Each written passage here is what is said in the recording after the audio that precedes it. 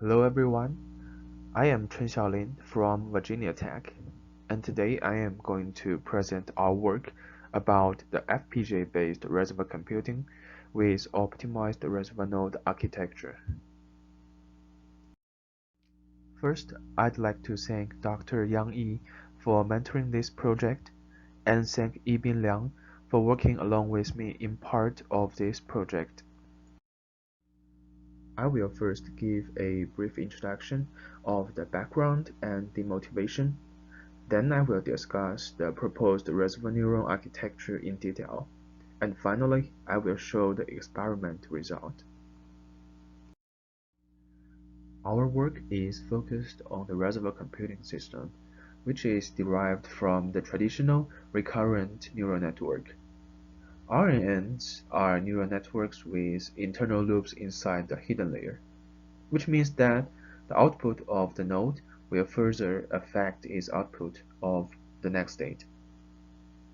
So, by combining the hidden layers into a large reservoir, we can get the system of reservoir computing.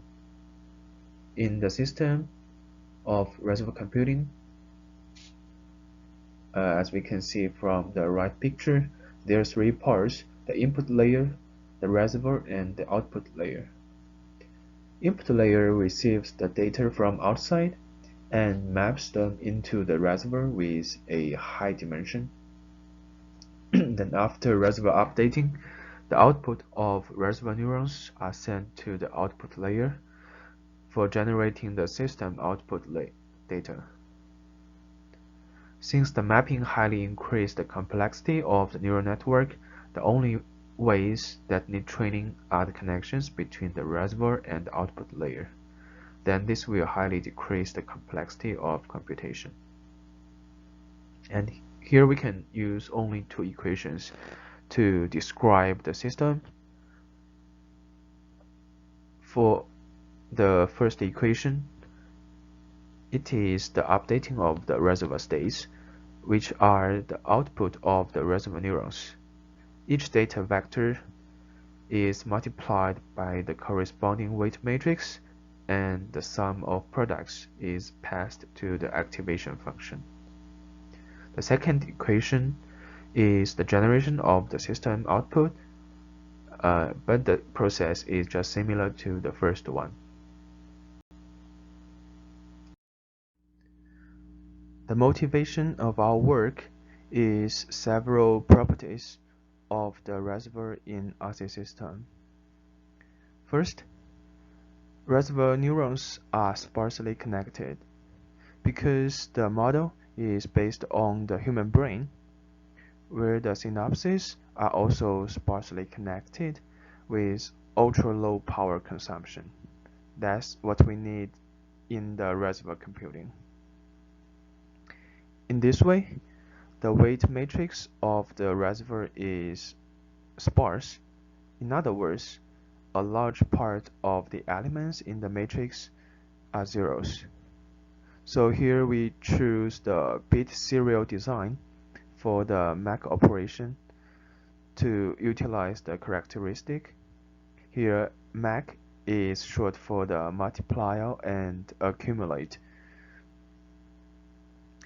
And we also use canonical sign digit encoding to enhance the optimization. The second property is one thing I just mentioned. In RC system, there only output weights need to be trained. So the weight matrix of reservoir is fixed, and we can get this in advance. Therefore, we choose to implement the weight matrix of reservoir in hardware so we can speed it up. For the MAC operation, we designed a bit serial vector matrix multiplier. But before we move to the structure of it, let's go back to the system equation of the reservoir computing. Here we did some simplifications to them. We ignored the feedback from output layer so it will remove the last item of the both equations. Then we did the concatenation of the input vectors and state vector to an extended vector.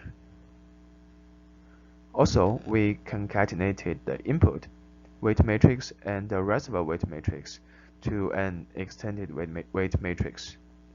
In this way, the MAC operation can be converted into a simple vector matrix multiplication, as shown in the new equations here.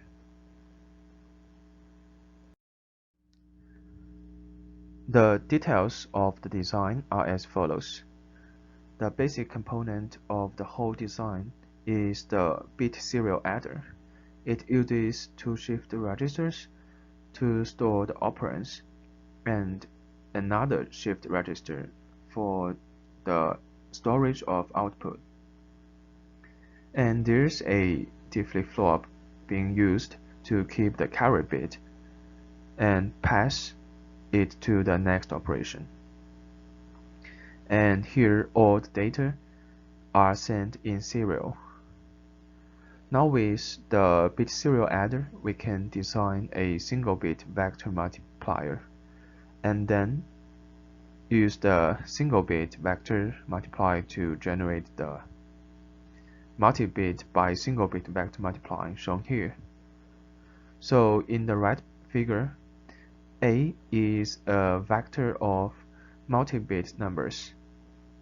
Each element is stored in a shift register.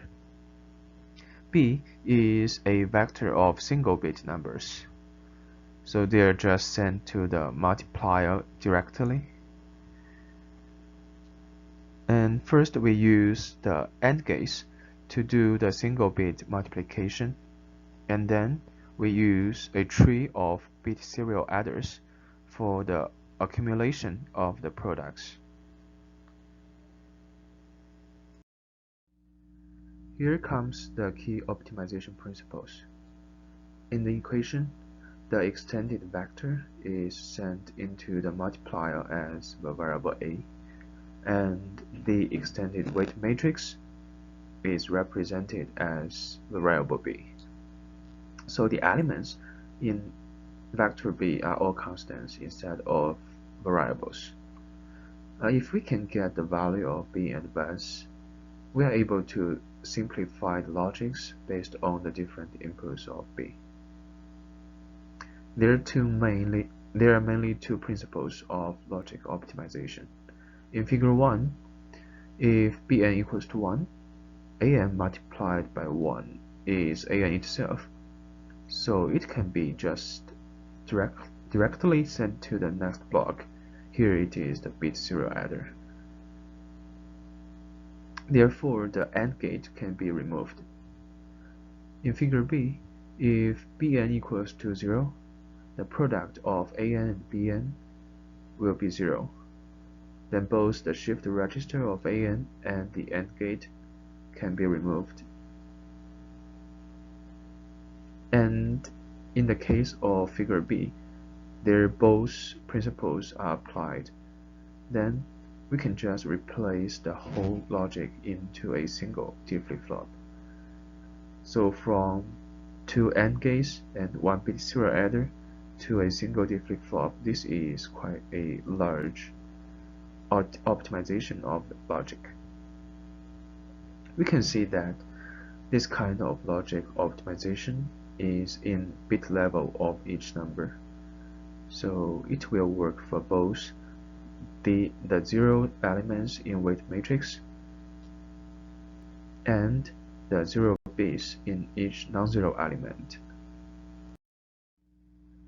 For the multi-bit by multi-bit multiplier, the elements in vector B will be more than 1 bit wide. So we need to use several multi-bit by single-bit multipliers, and the number of them equals the bitwise of vector B. For BI at different bit locations, they will have different ways of bit. So to combine the products of each multiplier with different weights, we adopt a chain of bit serial adders to connect all the outputs of the multi-bit by single-bit multipliers and store the final result from the chain into a shift register. So there is a 1 clock delay between adjacent multipliers, so the products are automatically timed by their weights, and then we just designed the multi-bit vector multiplier. Now we can have an overview of the whole vector matrix multiplier. In this structure, each line is used for a multi-bit by multi-bit vector multiplication. Take the line of sequence k, for example. One of the operand of it is the extended vector, and the other one is the row in weight matrix of sequence k. The product of these two vectors are generated and stored in the shift register as one of the elements in the output vector.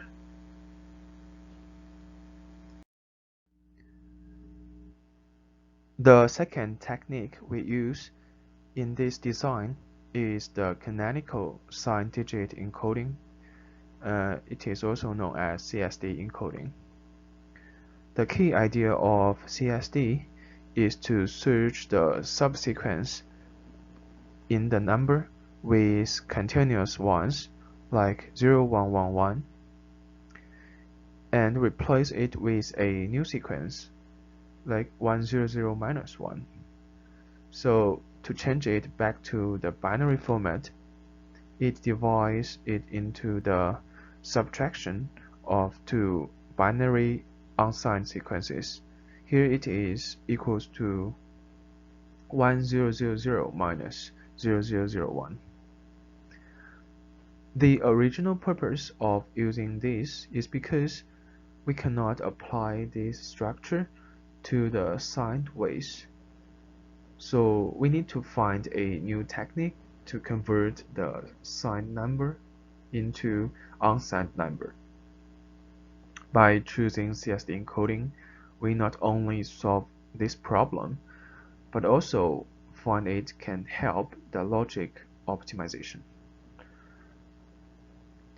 From the example provided here, by applying the CSD encoding to the number y, the ratio of 0 bits in y is reduced. Hence, if we want to calculate the product between x and y, the operation needed are reduced from like 4 multiplications, 3 additions, to only 2 multiplications and 1 subtraction. Considering that the bit serial operation can simplify the logics in bit level, the decrease of 0 bits in numbers caused by CSD encoding will enhance the logic optimization and further the power consumption. To test the new architecture of reservoir neurons, we applied the neurons to the previous ESN system in our lab, which utilized the DSP blocks for the reservoir updating. And this time, we choose the ESN-based OFDM symbol detection as the application. The structure of ESN being tested is shown here. From the table, there are 4 input nodes, 16 reservoir nodes, and 2 output nodes. And here we keep the range of input between -1 and 1, and the range of output between -10 and 10, and also the bitwise of outputs of activation function is 20 bit. Based on this, we simulated both designs and compared the utilizations and throughputs of them. Here are the comparison results. From the first table, we can see that the utilization of lookup tables of proposed structure is only 0.7% of the total resource, while the DSP-based design needs 3.63%, which is an 80% decrease. And also, the flip-flops needed in new ESN is like 50% less than the old one. As the cost, there is a loss of speed for not using the DSP. So from the second table, to deal with the same 64-bit input data, the DSP-based ESN needs only 0.46 microseconds, while the proposed one needs 0.83 microseconds.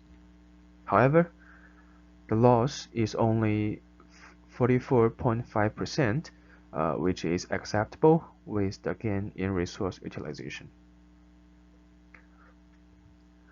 We also compare the difference between the system outputs of both designs. By calculating the mean square error, it turns out to be only 10 to minus 7, which is small enough.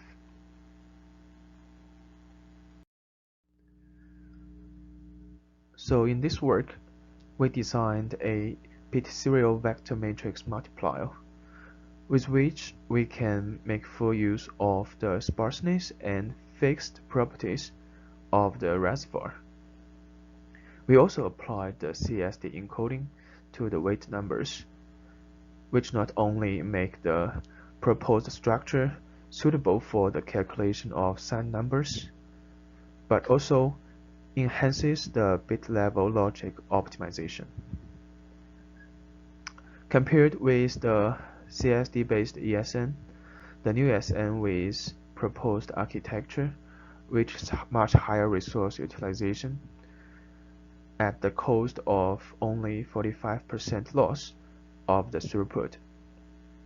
For the future work, since the delay of the multiplier is decided by the bitwise of input and output, also the length of the input vector, there can be further optimizations about the architecture by data distribution.